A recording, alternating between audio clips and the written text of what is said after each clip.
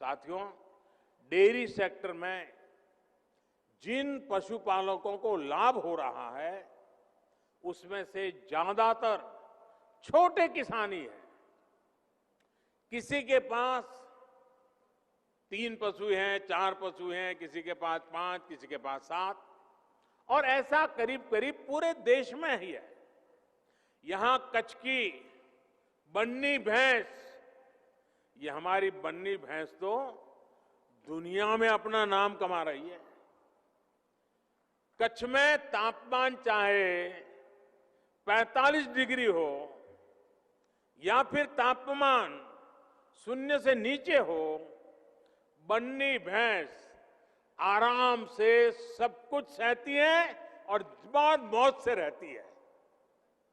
इसे पानी भी कम चाहिए और चारे के लिए वो दूर दूर तक चल करके जाने में बन्नी की भैंस को कोई दिक्कत नहीं होती। एक दिन में ये भैंस औसतन करीब करीब 15 लीटर दूध देती है और इससे सालाना कमाई 2 से 3 लाख रुपए तक की होती है। मुझे बताया गया है कि अभी हाल में ही एक बन्नी भैंस 5 लाख रुपए से भी ज्यादा में बिकी है। देश के और लोग सुनते होंगे, उनको आश्चर्य होगा, बन्नी की भैंस 5 लाख रुपया, यानी जितने में 2 छोटी कार खरीदे इतने में बन्नी की एक भैंस मिलती है। साथियों, साल 2010 में बन्नी भैंस को राष्ट्रीय मान्यता भी मिली थी। आजादी के बाद भैंस की ये पहली ब्रीड थी जिसे राष्ट्रीय स्तर पर इस तरह की मान्यता मिली। साथियों, बन्नी भैंस के दूध का कारोबार और उसके लिए बनी व्यवस्था यहां कच्छ में बहुत सफल रही है।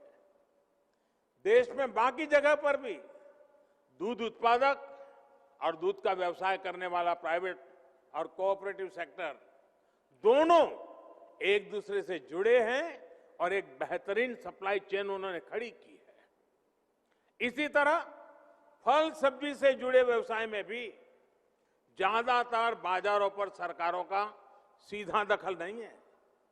साथियों, यह उदाहरण मैं विस्तार से इसलिए दे रहा हूं क्योंकि आजकल दिल्ली के आसपास किसानों को भ्रमित करने की बड़ी साजिश चल रही है।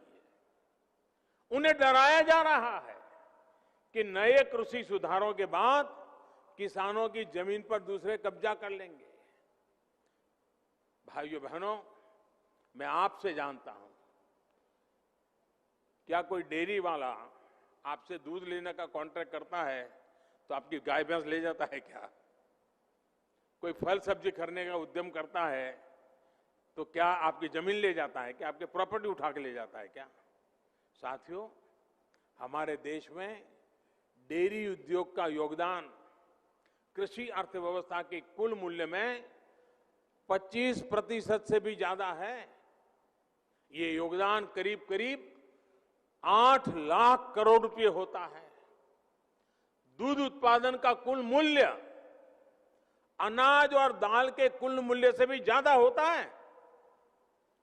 इस व्यवस्था में पशुपालकों को आजादी मिली हुई है। आज देश पूछ रहा है कि ऐसी ही आजादी अनाज और दाल पैदा करने वाले छोटे और सीमांत किसानों को क्यों नहीं मिलनी चाहिए? साथियों, हाल में हुए कृषि सुधारों की मांग बरसों से की जा रही थी। अनेक किसान संगठन भी पहले ही मांग करते थे कि अनाज को कहीं पर भी बेचने का विकल्प दिया जाए।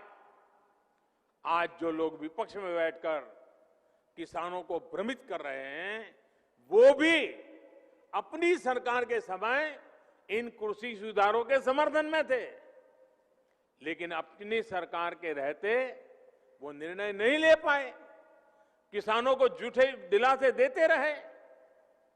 आज जब देश ने यह ऐतिहासिक कदम उठा लिया तो यही लोग किसानों को भ्रमित करने में जुट गए हैं।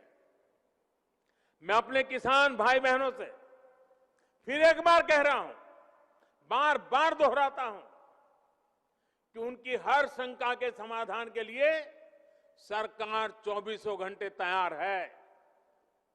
किसानों का हित पहले दिन से हमारी सरकार की सर्वोच्च प्राथमिकताओं में से एक रहा है।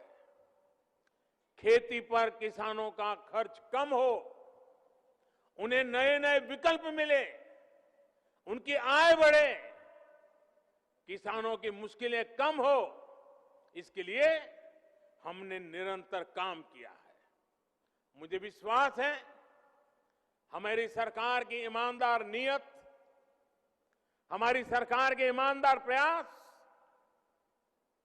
और जिसको करीब करीब पूरे देश ने आशीर्वाद दिए हैं, देश के हर कोने के किसानों ने आशीर्वाद दिए हैं।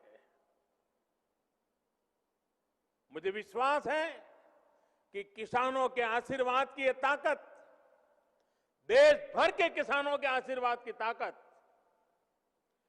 जो भ्रम फैलाने वाले लोग हैं, जो राजनीति करने पर तुले हुए लोग हैं, जो किसानों के कंधे पर बंदूकें फोड़ रहे हैं, देश के सारे जागरूक किसान उनको भी परास्त करके रहेंगे।